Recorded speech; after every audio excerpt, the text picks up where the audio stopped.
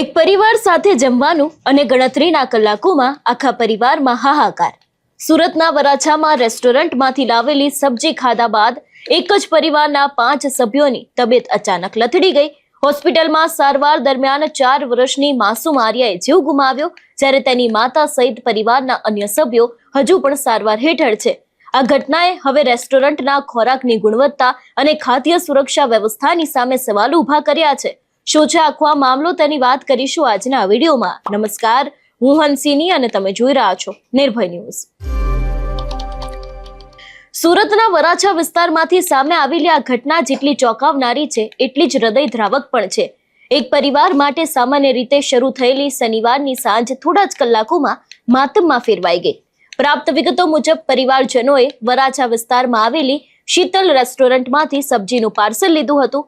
ઘરે પહોંચ્યા બાદ પરિવારના સભ્યોએ સાથે મળીને ભોજન જમ્યું હતું, પરંતુ ભોજન લીધાના અંદાજે 5 કલાક બાદ પરિવારના તમામ સભ્યોની તબિયત અચાનક બગડવા લાગી. પરિવારજનોને ઉલટી, ચક્કર અને તબિયત લથડવા જેવી ફરિયાદો શરૂ થતા વહેલી સવારે તમામને પૂણા ગામની સદવિચાર હોસ્પિટલમાં તાત્કાલિક સારવાર માટે ખસેડવામાં આવ્યા. હોસ્પિટલમાં પરિવારના સભ્યોની સારવાર શરૂ કરવામાં આવી.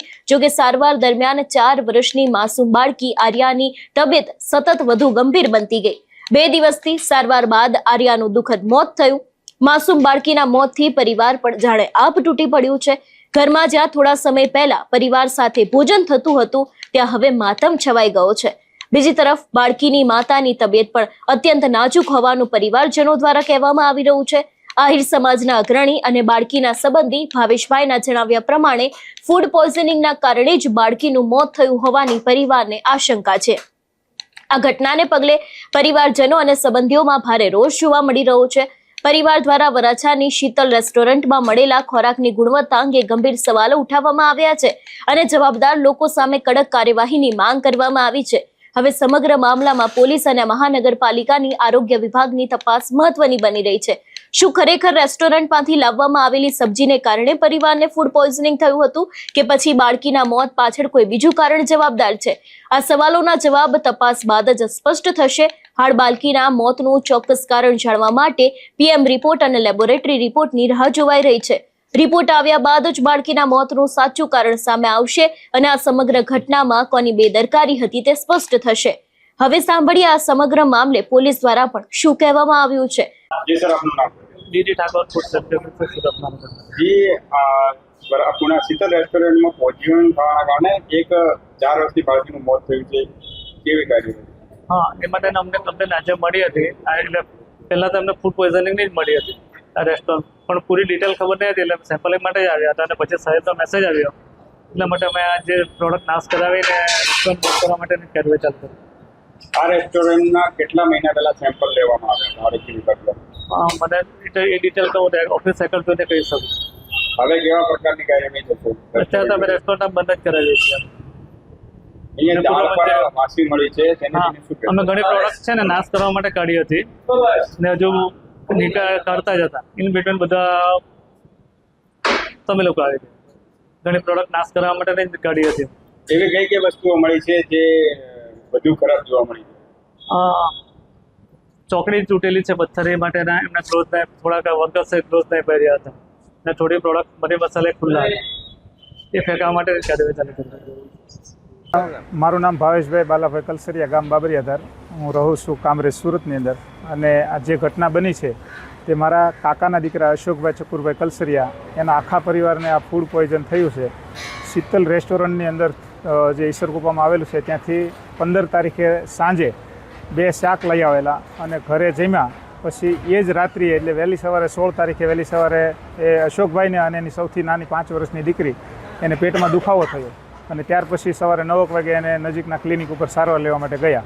તો ત્યાં એણે બોટલો ચડાવ્યા અને દવા આપી. સાંજ સુધી રાહ જોઈ, કોઈ રાહત થઈ નહીં. પછી બીજા દિવસે પણ સવારે તકલીફ વધી ને બાકીની 2 દીકરીઓ અને અશોકભાઈના વાઈફ એને પણ આ તકલીફ, પેટમાં દુખાવો અને ઝાડા ઉલટીની થઈ. એટલે તાત્કાલિક રિપોર્ટ કરાવ્યા. હવે રિપોર્ટ આવે એ પહેલાં જ આ આર્યા નામની જે 5 વર્ષની દીકરી છે એને ખૂબ જ આંચકી જેવું લાગ્યું અને આંખું તરવા લાગી. એટલે તાત્કાલિક સદવિચારમાં અમે દાખલ કરી. દાખલ કરતાં જ 15 થી 20 મિનિટની સારવાર દરમિયાન જ અમે હાજર હતા અને એને ફૂડ પોઈઝનના હિસાબે એનું ડેથ થયું. અને પછીના પેશન્ટ જે છે 4 અશોકભાઈની 2 દીકરી અશોકભાઈ અને અશોકભાઈના વાઈફ જ્યોત્સનાબેન એને પણ ત્યાં સદવિચારમાં દાખલ કર્યા અને એને પણ ફૂડ પોઈઝનના રિપોર્ટ આવ્યા છે. હવે જે બનવાકાળ બન્યું છે આ આર્યા નામની 5 વર્ષની દીકરી એના કારણે ડેથ થયું છે.